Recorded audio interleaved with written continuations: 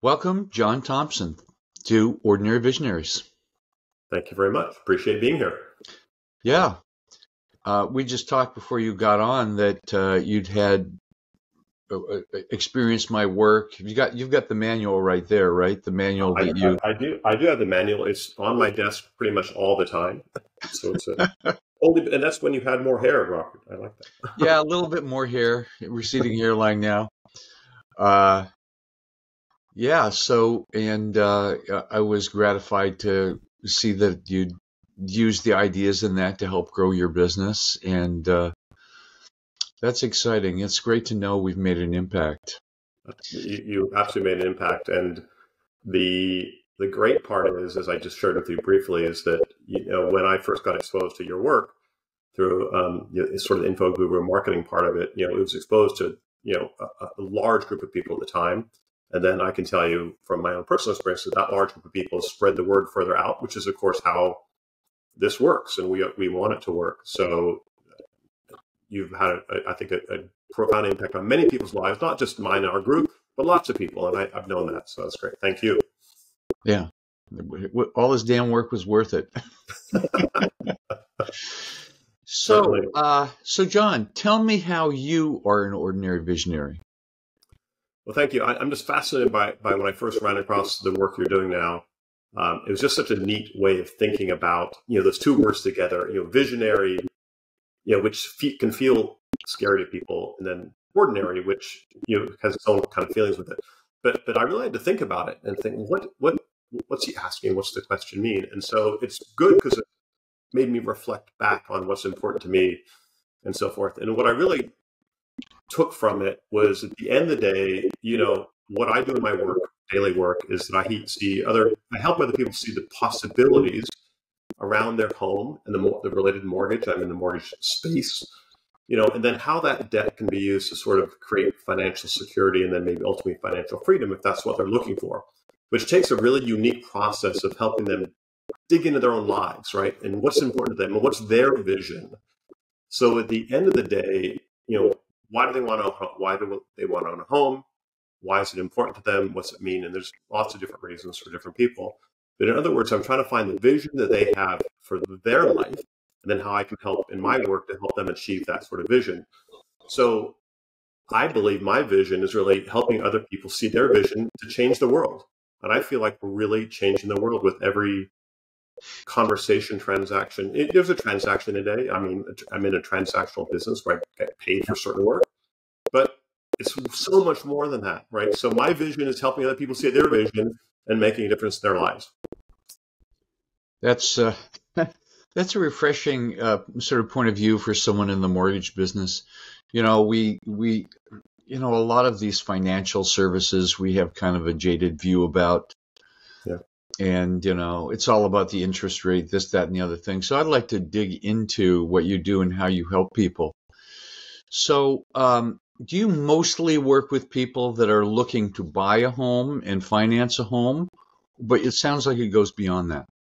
Yeah, it's much beyond that. And the answer to the first question, do I help people buy homes? Yes, we do. But I've been in the mortgage business for going on 36 years. So I was never able to escape. Right? There's not a lot of people that make it through 3 decades of work in this business, or any business, quite frankly. But Yeah, especially when there's big ups and downs like the there financial is. crisis, the mortgage crisis. A lot of people get washed out of the mortgage. You're absolutely right, and that volatility, that roller coaster of the business, I think has a lot to do with the things you talk about, purpose and vision, and why you do the things you do. Because without sort of that guiding star, it's really challenging for any person, let alone self-employed professional, to go through life and deal with that. So that's really important. But because I've been in such a long time, we have the whole breadth of business. We help people buy homes, refinance homes, restructure debt. And when they get to the point where, maybe they're looking at retiring, we work in the reverse mortgage space as well.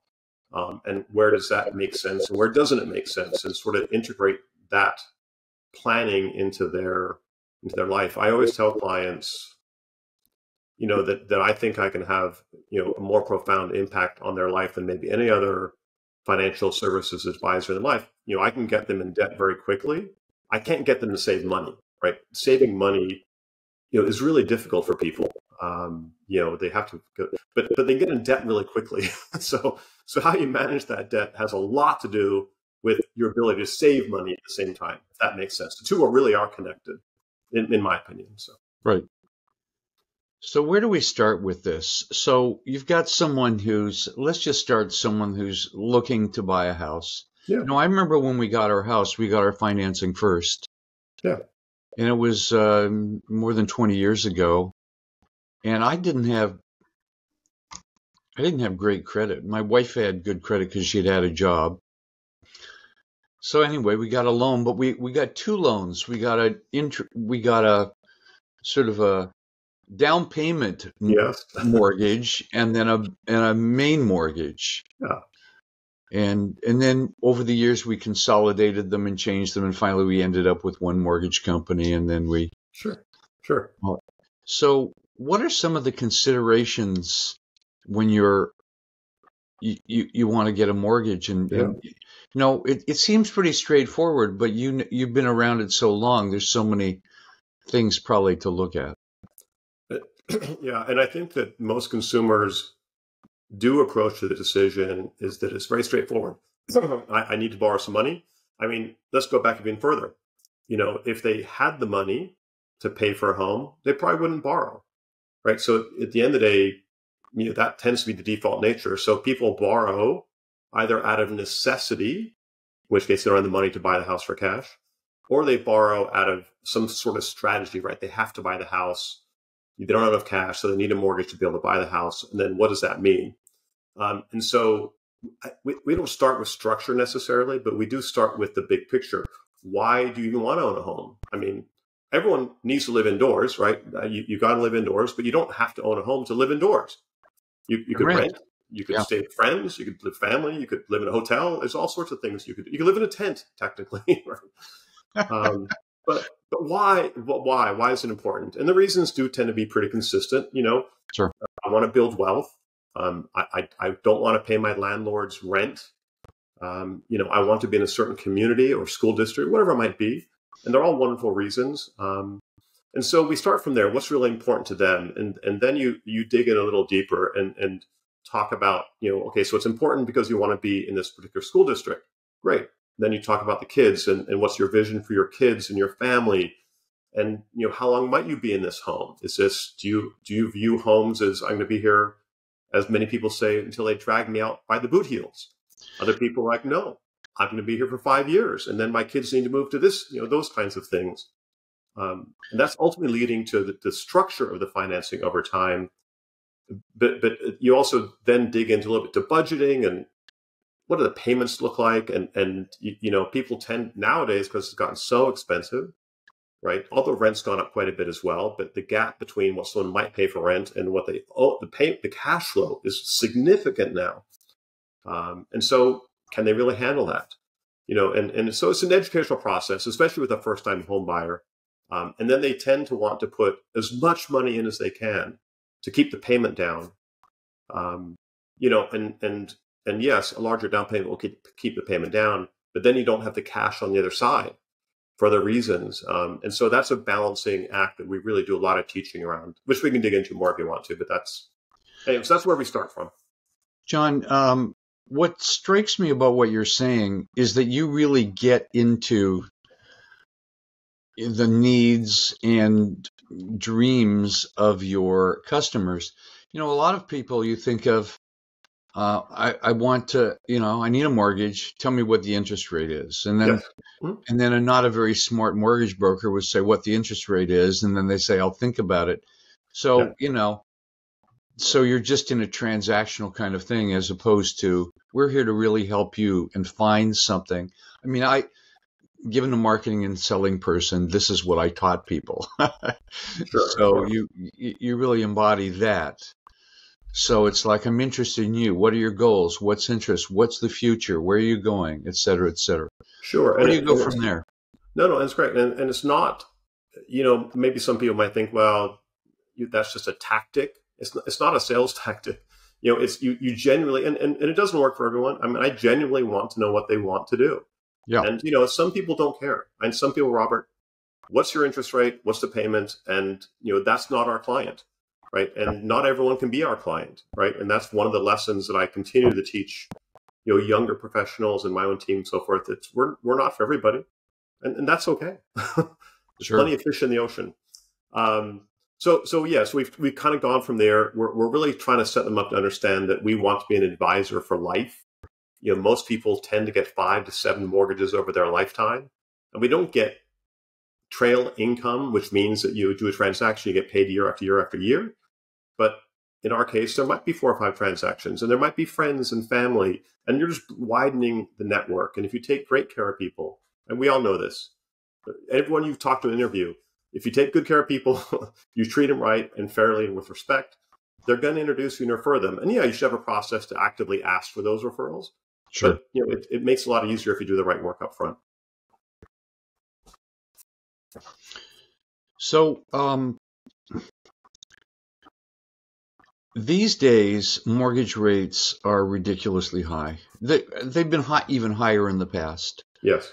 But the thing we know about high mortgage rates is that they'll come down, and then you get into a big refinancing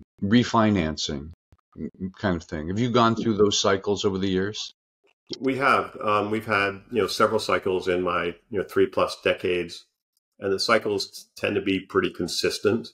I think we will enter, as you're saying, rates probably will fall again, maybe relatively soon, but they're going to fall. Not necessarily important when they fall, but they will fall, and they probably won't go as low as they did. I think the rates we saw a few years ago in the 19, 20, 21, those times, we won't see those again. But we also won't see the 15 and 18% that we all experienced back then.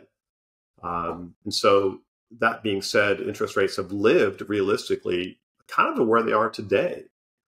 But so that next cycle going down, there'll be lots of refinancing and activity. And then you get to help people with cash flow. And then this is really critical. So if someone goes from, let's just say 7% to 5%, and they save $250 a month in cash flow, and we teach this, there's only 3 things you can do with money, right? So you can spend it on sushi, shoes, whatever you want to do, right? That's a choice. That's a personal choice. You can repay debt with it, right? You could accelerate the mortgage, which is fine. That has an ROI. There's a return on that investment. Or you can save or invest the money. And that's really it. And so most mortgage folks, I think, tend to say, great, you're saving $250 a month. Congratulations, here's your transaction, move on. But we don't. What are the 3? What are you going to do with the money? Right? You've already been used to the cash flow. Let's make some productive use of that cash flow. Let's invest it. Let's get you with a financial planner. Let's get you in some insurance. What are the other things? Now your kids are 10 and 9 or whatever they are now. Do you have life insurance for those folks, for the kids? Do you have an estate plan set up? All that takes, time and money. So there's many opportunities when we're in a cycle down when people can save cash flow. And it's a lot of fun when you get to help people see the possibilities of what to do with that cash flow again.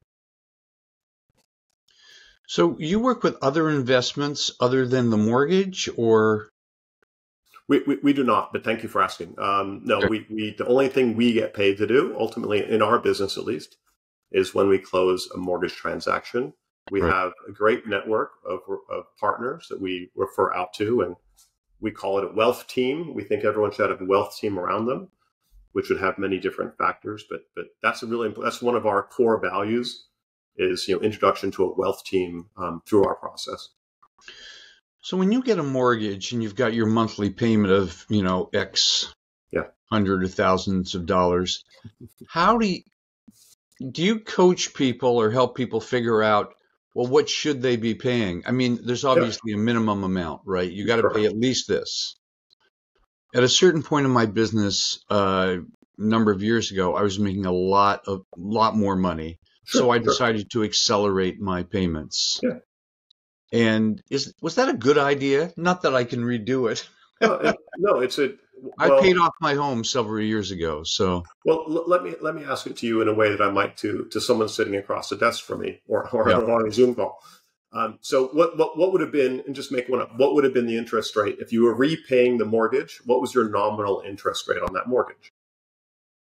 Well, Just make up a number. Doesn't I matter. can't even remember, 5%. Okay, 5%. So Yeah. if you're repaying the mortgage, and at that time, before 2018, and even now, mortgages are still tax deductible, but fewer and fewer people get to deduct that interest. But let's say at the time it was tax deductible and you were in a 30% tax bracket, the nominal rate on your mortgage might have been just over 3%. So by repaying the debt, and this is for anyone, doesn't matter the interest rate. If you're repaying the debt, then the return on your money is the avoidance of the interest, which is about let's call it 3.1% to keep it simple. Right. Okay, so that's great. That's a guaranteed 3.1% return. The next question would be, great, what are the alternatives? And so for some people, 3% is great. For other people, well, wait, my broker or my investment guy or my financial planner is earning me 7% consistently. Well, great, maybe we should put the money over there. And then that creates a whole different choice over there, what they should maybe do. So that's really how the conversation goes. And then, you So talk if about I have an extra $500 a month or $1,000 a month, I could put it in investments. Yeah, Or I could that's put it just in it. the house. And again, it's hard. We take people through that process of education. Yeah. And because people don't tend to think of paying off the debt as a return, but it is. There is a return on it. Debt just has a bad word. And for many people, that's the right choice. If it helps you sleep at night, your family feels better, you feel better, that's fine. We can do that. Yeah, the money is interesting in that it's just a column of figures. Yeah. It's adding, it's subtracting, it's multiplying, et cetera, et cetera. Except it seems very complex. And it seems complex because money is also one of the most emotional things in our life. We attach our self-worth to money. Mm. We attach sufficiency or insufficiency. It's like, I'm not good enough because I don't have enough money. Yeah. I feel good because I own something or I don't own something. So we have a lot of stuff. So what have you noticed in working with people, kind of their emotional issues around dealing with money and yeah, money has different meanings for different people, It's a great question. So we call it, the money story. So everyone has a money story. Right. And we learn about money from a lot of different places, and we're completely unaware that we're learning it. Right. So we're learning it from our parents. We're learning it from our neighbors. We're learning it from the cashier at the store. We're learning it from our teachers, other professionals and interviews, whatever. Right. So we're learning about money all the time, and we form our impressions based on what other people are kind of telling us.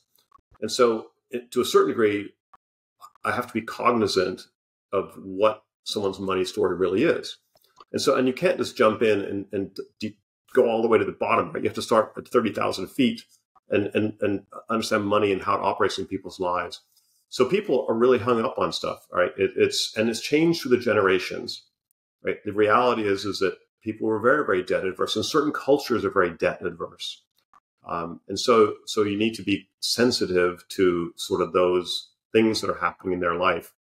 But once we've taught something, I know you're very familiar with this concept. Once we become aware, right? So awareness is so important. Yeah. So once I've taught someone or explained to someone about this idea of cash flow, if I have $500, I can do one or two things with it.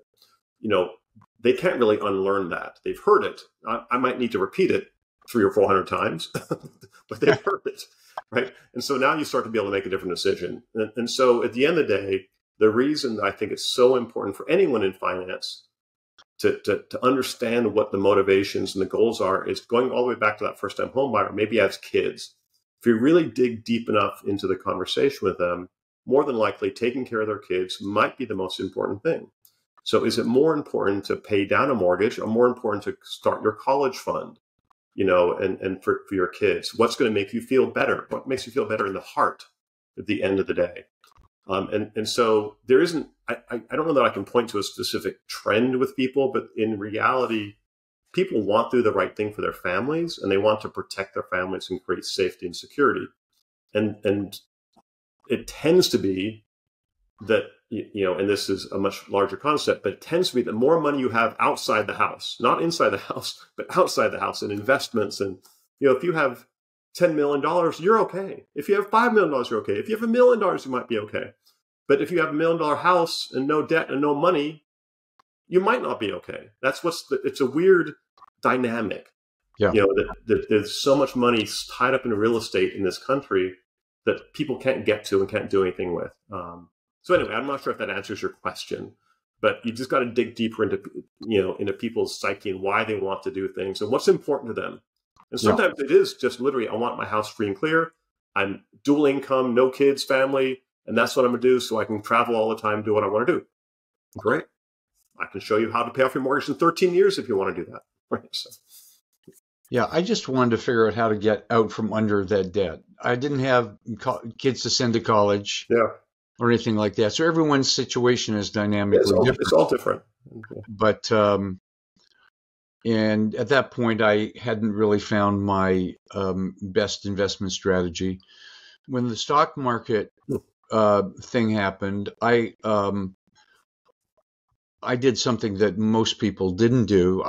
I heard the news and it said, well, the stock market is going to crash and this happened. I said, I'm going to take my money out of the stock market, which I did. Next week it crashed. So you have to, and then I never went back into the stock market. I looked for other investments. So that's a whole other story. That's an interesting thing. And number one, very lucky, very good job. But number two, there are people that are very, very fearful of the equities, the stock market, as it were. They're very fearful of it because it feels like gambling to many people.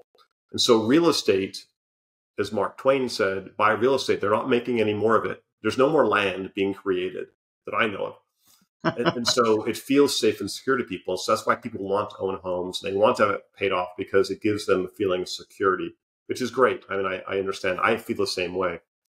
But I also understand the power of leverage when applied properly to be able to help achieve other financial goals, which really are life goals. I mean, money is just money, like you said, it's numbers, it's figures, but it helps you accomplish other things, like the freedom to do interviews without any expectation, right? So.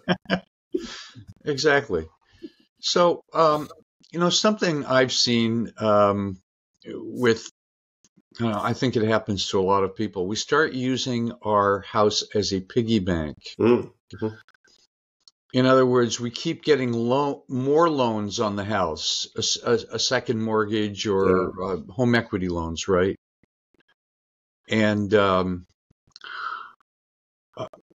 one of our relatives did this. I mean, it was like never had enough money, so you keep getting enough home equity loan, and then the mortgage never gets paid off, and the interest is always there to pay, and you're just paying off the interest. And I don't know what you can recommend there. I mean, I think people are sometimes maybe it's a necessity. Yeah, and I think you've just said it right there. So we saw. I mean, so much of that, we would be talking to a client, we'd look back through their history of their mortgages, and they bought the home for, let's say, $200,000 and had maybe $150,000 mortgage. Then it became worth $400,000, then they had a $250,000 mortgage, and then $800,000, and then a $700,000. Yeah. So, and so over time, you can see the pattern of this, the piggy bank effect, as it were. And people didn't believe it. I mean, they would literally be going, no, I didn't do that. And my question would always be, there's no judgment. That's okay. What did you accomplish with that money? And oftentimes it was just lifestyle. So lifestyle creep, is, I guess, kind of a financial term, right? So we tend to spend all the money we have, and we tend to want to keep up with the neighbors and the Joneses and whoever it might be.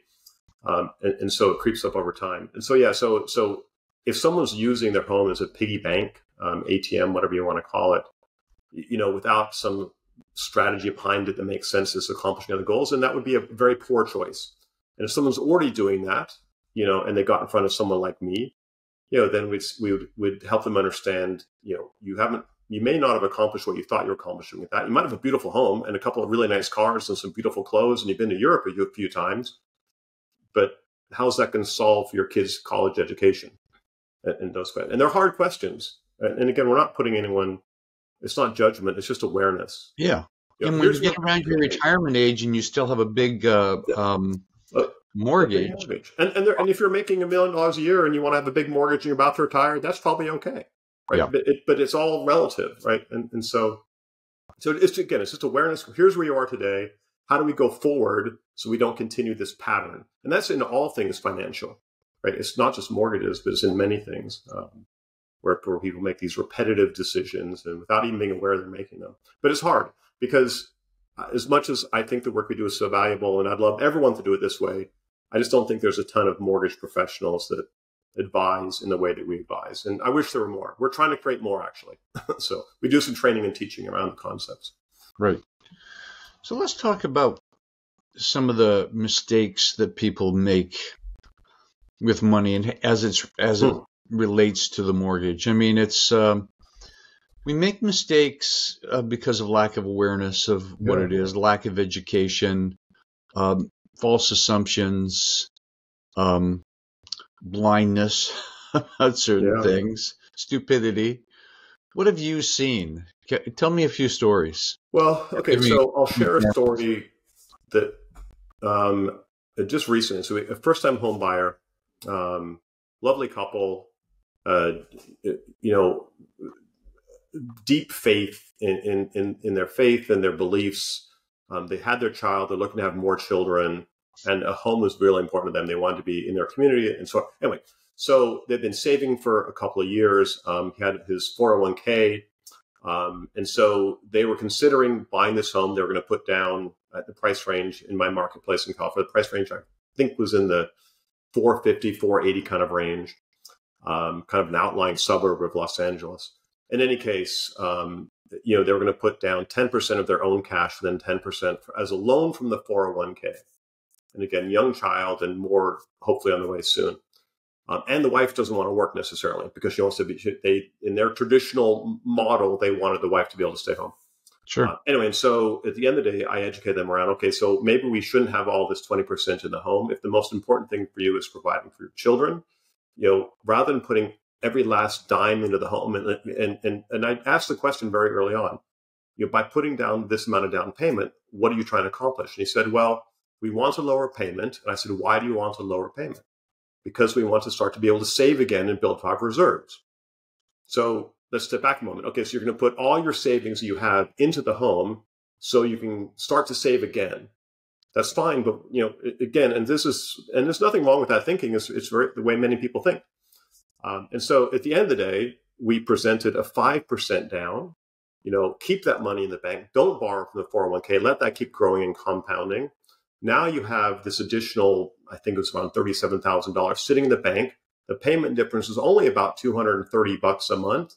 Take the $230 a month out of the $37,000, and over time, inflation you'll be able to refinance next year. Probably the rate will go down. You'll get a lower payment anyway.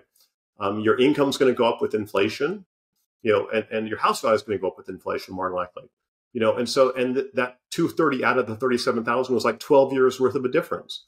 And you still have the money in case something happens.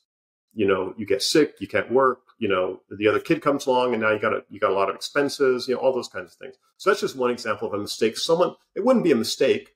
It just wouldn't be the awareness of what the other options were. So that's pretty common when sometimes it's, do I pay cash or not pay cash? So I don't need to go through a whole other story, but it's the same idea. Like, well, what's the best use of money?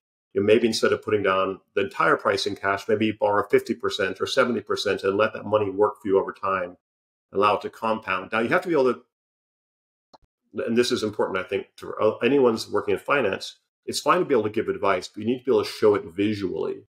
At the end of the day, people hear it, then they kind of understand it, but until they can see it, feel it, and touch it, they may not make the decision that might be in their own best interest. So you have to be able to demonstrate it visually through tools and software and whatever it is you're using.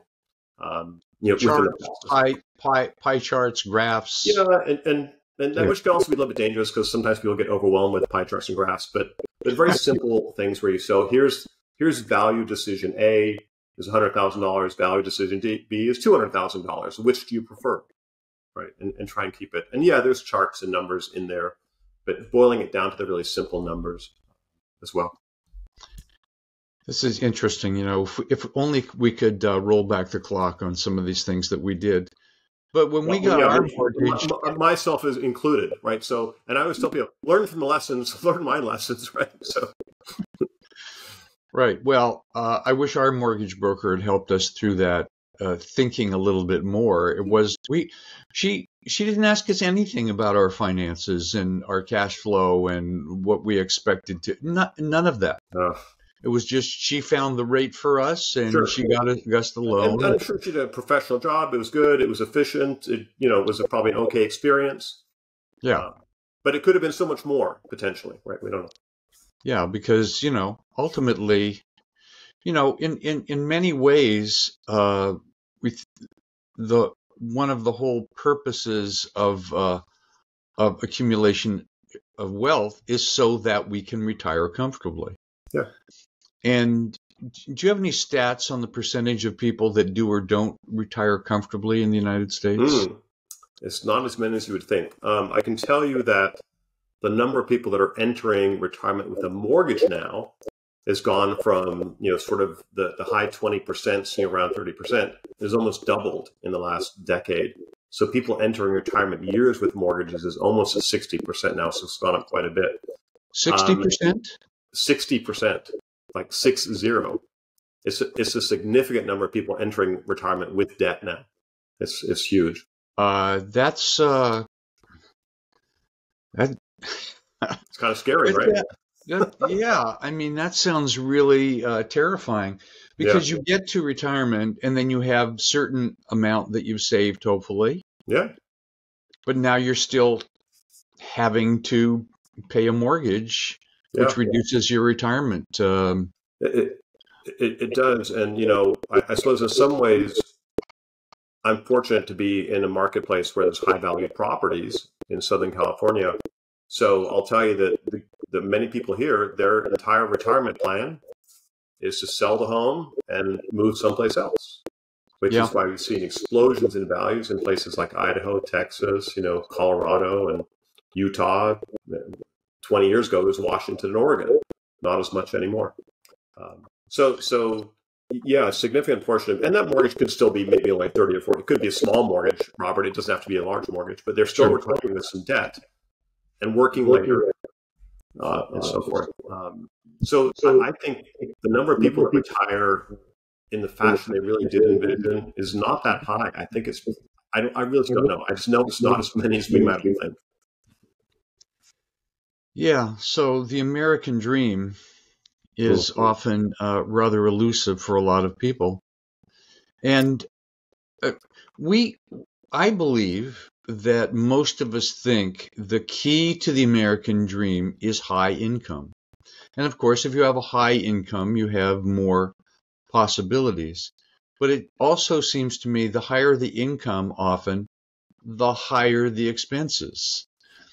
And you can get in the hole no matter how much you're making. You can be making $5 million a year and be in the hole. Oh, I think I'd like that yacht, dear. What do you think? And all of a sudden you have a yacht and a Rolls Royce, God knows what. And once in a while we look at the housing prices of places around the country. My wife says, "Oh, look at this place, $27 million, It is a little horrifying to think, because the American dream, I think for many people is unfortunately, is probably not even attainable anymore, right? And it's been shattered, I think, in a lot of ways. That being said, everyone can create their own dream, right? You don't need to have some ideal world, right? But I don't, having high income helps.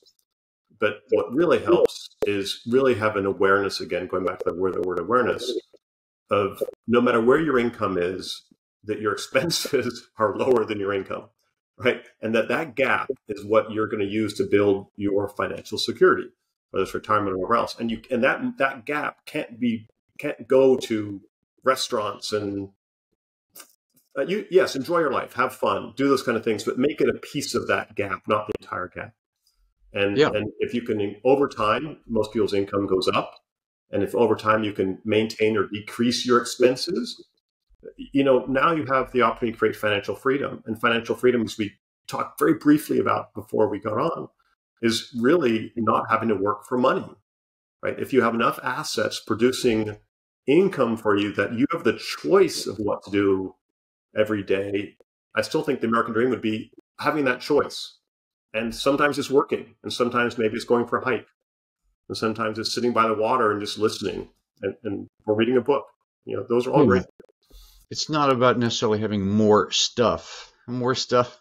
More stuff. Yeah, we overhead and maintenance and all of that stuff. Yeah, we teach a class at the high school level called "What Is Enough," and and we teach it to adults as well. Just adults don't listen anymore, right?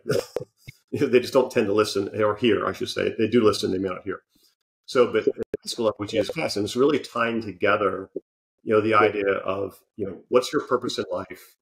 What's the amount of money you're going to get? And then how do you tie these two things together? Because in reality, you trade your time for money, then you use that money to buy stuff, right? And then that stuff becomes sometimes very all-encompassing. Now I got to repair it, I got to store it, I got to take care of it, and so on and so forth. And so I think that the earlier in life you can understand this connection between the time that you trade, your own time that you trade to get money from someone else, and then you buy stuff for that money, that connection, if it's not tied back to your purpose, we fall into the traps, right? And that's consumption, spending, and all the other kinds of things. So I think the earlier in life, it doesn't matter, you can learn at any time in life, but the earlier the better, because then you have compounding interest working for you over time.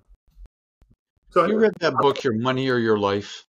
Yeah, it's all based. It's based on the book Your Money or Your Life. So you got, yeah. I remember those ideas, right? Exactly. Yeah, Your Money, and again, for anyone who might listen to this later on, Your Money or Your Life. If you can get your hands on that book, just buy an inexpensive used version of the book, paperback. It's great. The concepts will. Who is that? Joe Domingo? Is that who? Yeah, I can't remember his partner on it. It was her name. I don't have it right here, but yeah. Doesn't matter, but anyway, check it out. Your Money or Your Life. And so, that's the entire basis of that class that we teach, which is called What Is Enough? What I'm concerned about, not for me, I'm okay. But more and more people entering the workforce, young people making whatever money they're making, the cost of a house relative to what they're making seems to be a lot higher than it used to be. So when I bought this house 22 years ago, it was about $500,000. We're in the Bay Area, so houses are kind of expensive here. But we're in the Santa Cruz Mountains, so less than like San Francisco or Silicon Valley. Sure. Silicon Valley, you buy a house. Beautiful area. Oof. Yes. Well, in Silicon Valley, you buy a house like this, tear it down, and then buy something 5 times bigger, but now it's worth about $1 million 20 years later. But incomes, I don't think, have doubled in that time, and you don't have a solution to this. I don't have a solution to this. I wonder if anyone has a solution to this. At a certain point, it's like, I'll never be able to buy a house. I just don't make enough money. And in way back in the 50s and 60s, houses cost $30,000. Yeah, exactly. Yeah. Of course, the wages were only $2 or $3 an hour, but somehow it was so much more affordable. Everything was more affordable. The inflation, so things have gotten out of whack. It's not that if inflation and wages had increased in a similar fashion, it would all be equal. It'd be fine, but they have not. Yes, but it's unequal. Yeah. Well, yeah. So I mean, I don't remember the most recent stats, but I know that the median income in the U.S. is something in the maybe $50,000 to $70,000 range, and it's regional, of course. And then the median price of a home has gone from a couple $100,000 to like $600,000. So they have not kept up, and wages have been relatively stagnant for a decade, maybe more now. But yet homes have doubled in the last 5 or 7 years in many cases. It is a challenge for young couples. I feel troubled for my kids. I have 3 boys that are all adults. One works with me. And my oldest son moved out of state because he couldn't afford to stay here in California. So those are the things, those are the trends we're going to see. Yeah. But again, yeah, we can't. You're right, Robert. We can't do anything about it, but we can be aware of it and pass the message on. And I still say, if you want to buy a home and you want to raise your family, maybe it's not here. Because the other trend you're seeing is that putting aside how we might think about working families and the rest of it, but people are forced now to have dual income families and maybe 2 jobs for one of those, and that's fine, but maybe that's not what they wanted, or they didn't envision that for their life, and now they're forced into it, and then they're the kids have a different lifestyle than they might have, so it's all tied together. It's difficult to talk about, but it is a challenge, and I don't know where it ends, unfortunately. But a big part of the puzzle is people like you, financial professionals, that can really help people think this stuff through. And often we don't have the financial, what's the state of our financial education these days? I think it's great that you're doing class. You're doing class for high school kids. Yeah. Well, that's great. Yeah, I have a big passion on it. I in my second career, if there is such a thing that'll happen, I've always had the dream of being a finance 101, nothing advanced. I mean, math is difficult enough, but it's, a finance 101. And quite frankly, I'd love to do it at a junior college. I mean, I think that people that go to college, can afford college, generally speaking, have parents or someone in their life that's been able to give them some lessons. Maybe they're not great lessons, but some of the people that are really, really overlooked are young folks that maybe can't afford to go to college and they have to choose the junior college route or high school route, and they never go to the next level. And those people, I think, is where we should be focusing our time on some financial education. And it's really poor, and it's not required. California, just about 2 weeks ago, Governor Newsom signed a bill that said they're going to require 1 unit of financial education for high school students across the state of California. Now, I don't know what one unit would look like, and I don't know what's 1 unit would look like. Yeah. And it won't go into place till 2026, and I'm sure there'll be pushback against it. Most teachers are opposed to the idea of anything disrupting their curriculum, which is unfortunate, but I think there are enlightened places where, like the school that I teach at, I get to go in for an hour. And the only reason I got to do that is because it was where my kids went to high school, and I got to know the counselors well enough that they said, you have great content, you have great value, can you come and teach our kids? And so they put them all in the auditorium. I do a big PowerPoint and I teach them for an hour. And that's my impact.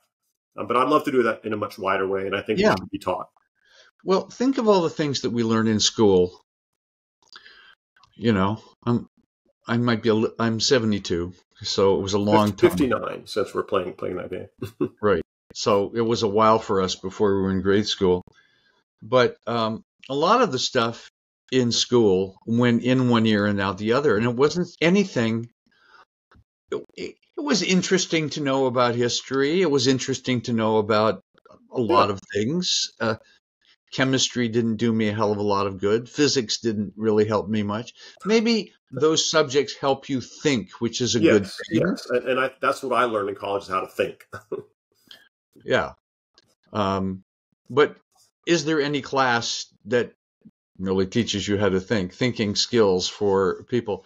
But I can't remember really learning about money. In fact, I remember as a kid, I looked at how my parents handled money responsibly, I think.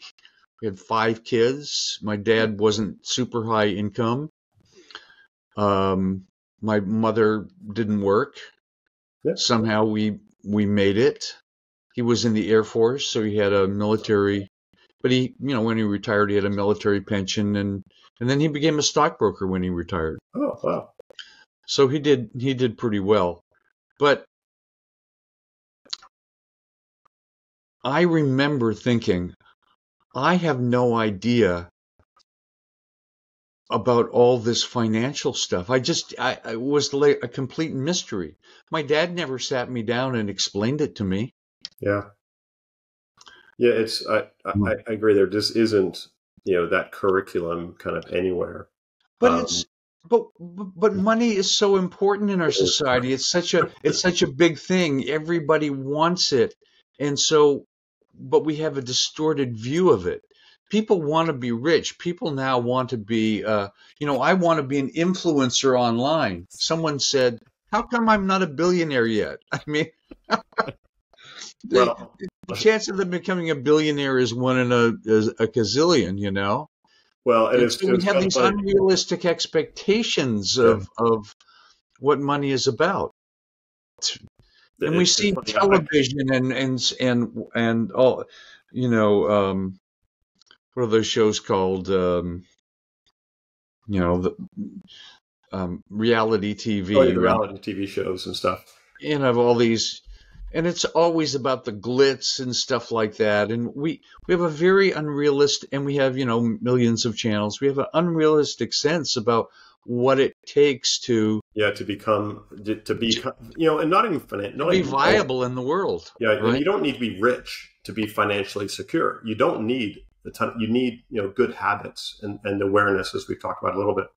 Yeah. And so that's all it really takes. But yeah, I can share. I'll share just quickly. So in that one of the years I did the high school class, their kids were just great questions, right? Because they don't get any exposure stuff. And the teachers came up and they're like, "I wish someone had taught this to me," right? And this is in a 45-minute session. So, but in any Yeah. case, kids would come up and they would go, "This is great. This is wonderful. How do we become investment bankers?"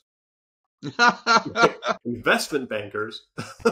Yes, we want to be hedge fund managers, and we want to go on Wall Street and make millions.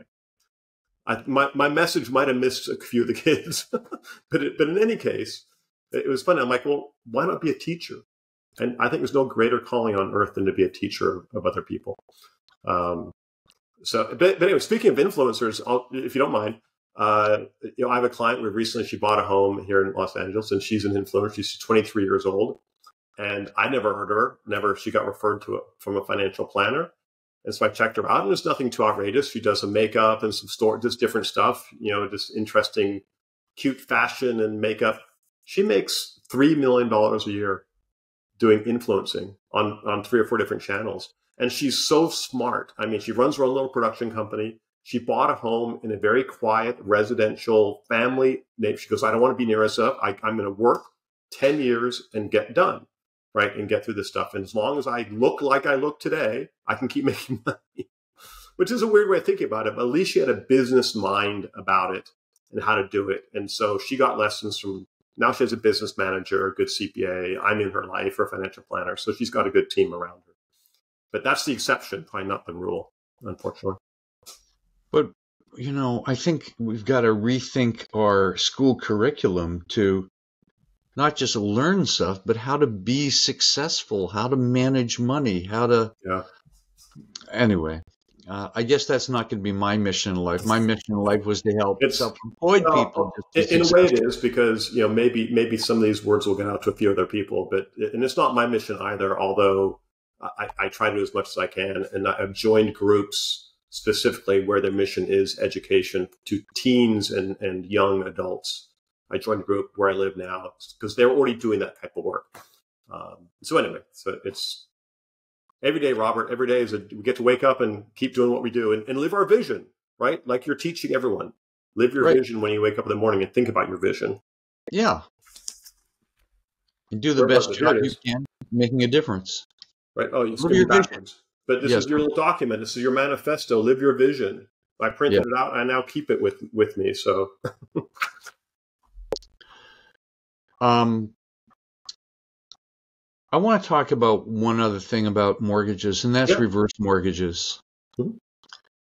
Those kind of have a bad name, but I'm sure there's probably good companies. But for some people, it's a good, let's say you've paid for your house. You have a lot of equity in your house. So what's the deal about reverse mortgages? How can those be used most effectively? And what are the good sides and the bad sides of them? Well, I appreciate you asking, because it does have, unfortunately, has a lingering poor reputation, which I won't try and debunk right now because there's just a long conversation. But I'll leave it by saying that it's just a tool, and so if people, like anything else, you need to investigate it yourself and see if it works in your situation. In some cases, it does work. In some cases, it doesn't work. That being said, where I think the uses are good are when folks they have a paid off or almost paid off home. Maybe they're living on a fixed income, or they have assets that will not support them in the lifestyle that they're looking for over time, and they can't afford to take on another payment by taking on sort of a normal mortgage payment or debt. And finally, they don't want to move, right? Because there's always the choice to sell your house and move someplace less expensive. And that's always the first choice I give people in the conversation. Have you thought about selling your home? Sure. And 90% of people don't want to leave their home. They want to age in place. And that's a great goal, and that's fine. And so the typical situation we get into is kind of, I described in the middle there. It's someone has $1 million home. They've got $700,000 or $800,000 in an IRA. They're pulling money out. They're in their late 60s, early 70s, and they're not going to make it to, maybe they're going to make it to their mid 80s because their spending pattern is such they're going to run out of money. Yep. So you use the reverse mortgage to extend the life of the other assets, right? And so one short story I always share is like you worked your butt off all your life to save your money in your 401k. You have no problem spending that money, right? You save that money to spend on your lifestyle. You also worked over your lifetime to accumulate money inside your house. You bought the house, you paid it off, and did what you need to do. That's just another asset. So if you can separate the emotion of it being a house and look at it as just another asset, then maybe there is a way to use that asset along with your other assets to create a sustainable lifestyle. The complaint that people have is, okay, well, I want my house for my kids, right? That's the next conversation. Yep. Have you talked to your kids about whether they want your house or not? Well, no. Okay, well, let's maybe do that first. The kids don't want the house typically. What do they want? They want money. The money. They want the money, right? So you can solve for money in other ways. Life insurance policies, right? You can do other things to create. So if you can understand, going all the way back to where we started, from what are your goals and what you're trying to accomplish, when I'm talking to a homeowner who's an older homeowner that is eligible for a reverse mortgage, then those are the same kind of questions. Well, what are you trying to accomplish? Do you need a legacy? Do you want to leave your kids $500,000? Well, let's go buy a life insurance policy that pays out second to die. When you and your spouse have both passed away, it gives them $500,000. And then you don't care about your home equity. Spend it. It's your money. Spend it. I have a great little lady. She's an actor, and she's in her late 70s now, and she's done some work in telenovelas. She's Hispanic, and she's just the cutest thing. And she's got her house paid off, but she's struggling, right? She's just, I can't go anywhere. I can't do anything. I want to go with my friends. I want to go to Mexico and so forth and do these different things. And she's got this house worth, $900,000, no heirs. And she's only concerned about taking care of her brother and some other things like that. But anyway, at the end of the day, I asked her, so when you pass away, what's going to happen with the home? She goes, well, my brother's probably going to pass away before I do. So I don't know, the cats will get it. And she's joking, cats will get it. Okay, well, realistically, what will happen? She goes, well, I don't know. I guess it'll go to the church or someone. I said, well, that's okay if that's what you want. But wouldn't you rather you spend your money with your friends with a warm hand than a cold hand? And so at the end of the day, she did like that mortgage. And she emailed me this morning, as a matter of fact. John, is it okay if I take $25,000? I want to take 3 of my friends. We want to go on a cruise. And I want to pay for the whole thing. Oh, wow. Absolutely. I mean, that's maybe not the best financial choice, but she has plenty of money. She's got a home with no mortgage and she has very low expenses. If that makes you feel happy, go do that. Right. So there's the practical use of extending the life of other assets. Then there's just a lifestyle. Like, how do we make your life a little better with this home? Again, she could sell, go buy a place for $400,000 and have $500,000, but in this case, she wants to stay. So I'm not sure if that answers your question, but there's applicability for where it fits. And it's not for everyone. You asked me what the risks are. So the risks are the same risks we've been talking about, that people don't understand money. So they get the reverse mortgage. They take all the money. They spend it on things that are not important to their goals or their lifestyle. And they blow all the money. And then they get to the end and they have no equity left in their home. And they didn't really get to accomplish anything they want to accomplish because it's just money. So they can make poor decisions with money because it's money. So that would be the downside of the reverse. It's very easy to access it. There's no payment and they can blow it in a not a good way. So that's the risk. But that's the risk on them. That's not the product. That's not the product problem. That's the person problem. Does that make sense? It's not the product. When you get a reverse mortgage, a complete reverse mortgage, how much money do you get relative to the value of the house? A good question. So these days, just use 40% as an easy number. It can be a little bit higher, a little bit lower, depending on your age, but about 40%. So on $1 million home, about $400,000. And then when you die, what happens to the rest of the value of $600,000? Well, what happens if you have a $400,000 normal mortgage? You pay off the mortgage, right? It's just a mortgage. So the $600,000 goes to the estate. The lender doesn't own the home. It's just a mortgage. So whatever the balance is gets paid off when the home is either sold or refinanced, or maybe the family takes it over. You have to get rid of the mortgage. And so the rest of the equity belongs to the heirs and to the estate, just like any other mortgage. Right. Well, I like what you said about really thinking how this supports your lifestyle and your purpose. Yeah, because it's not just money. It's your life energy. It's like, what are you doing with the last years of your life? Yeah. And we can all make a huge impact on other people's lives, our entire life, right? It doesn't matter your age, right? And I love what you're doing. That's great.